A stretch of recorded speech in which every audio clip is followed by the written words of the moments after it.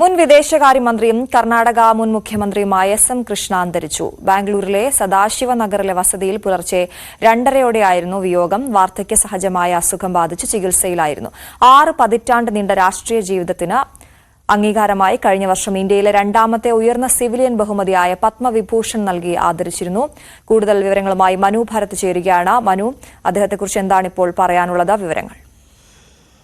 അശ്വതി, ഈ എസ്.എം. കൃഷ്ണ ഇന്ത്യ കണ്ട ഏറ്റവും മികച്ച രാഷ്ട്രീയ നേതാക്കളിൽ ഒരാളാണ് എന്ന് നമുക്ക് പറയാൻ കഴിയും. സ്വതന്ത്ര ഇന്ത്യയിൽ വലിയ വീക്ഷണമുള്ള ഒരു രാഷ്ട്രീയ നേതാവായിരുന്നു. അദ്ദേഹം ഒരു ഫുൾ ബ്രൈറ്റ് സ്കോളറായിരുന്നു. അമേരിക്കയിൽ പഠനത്തിന് ശേഷം അദ്ദേഹം കർണാടകയിലേക്ക് മടങ്ങിയെത്തി.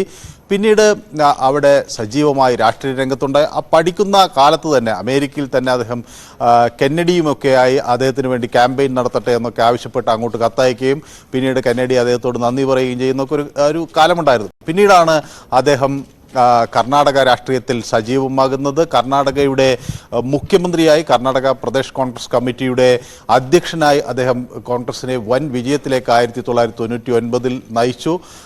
പിന്നീട് 2004 വരെ അദ്ദേഹം അവിടുത്തെ മുഖ്യമന്ത്രിയായി തുടരുന്ന ഒരു സാഹചര്യം ഉണ്ടായി.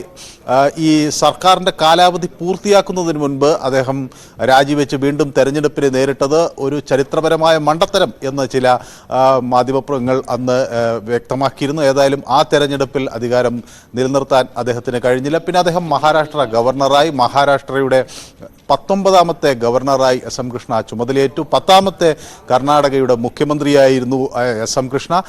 അതേപോലെ അദ്ദേഹം ലോക്സഭയിലും രാജ്യസഭയിലും കർണാടക വിധാൻസഭയിലുമൊക്കെ അദ്ദേഹത്തിൻ്റെ കഴിവും മികവും ഒക്കെ തെളിയിച്ചു. ബാംഗ്ലൂരിനെ ഒരു ഇന്ത്യയിലെ സിലിക്കൺ വാലിയാക്കി മാറ്റുന്നതിൽ നിർണായകമായ ഒരു പങ്ക് അദ്ദേഹം വഹിച്ചിരുന്നു. അല്ലെങ്കിൽ അതിന് നേതൃത്വം കൊടുത്തത് അദ്ദേഹമാണ്. നന്ദൻ നിലാഖനിയെ പോലുള്ളവരോടൊപ്പം ചേർന്നുകൊണ്ടൊരു ഒരു മുന്നേറ്റത്തിന്, പ്രത്യേകിച്ച് ഡിജിറ്റലൈസേഷൻ തുടങ്ങിയ കാര്യങ്ങളിൽ അദ്ദേഹത്തിൻ്റെ സർക്കാർ വലിയ മാറ്റങ്ങൾ കൊണ്ടുവന്നു എന്നത് കർണാടകയെ സംബന്ധിച്ചിടത്തോളം ഒരു സുപ്രധാന കാര്യമാണ്. മാത്രമല്ല, അദ്ദേഹത്തിൻ്റെ കാലഘട്ടത്തിലായിരുന്നു ഈ കാവേരി നദീജല തർക്കമൊക്കെ രൂക്ഷമായിരുന്നത്.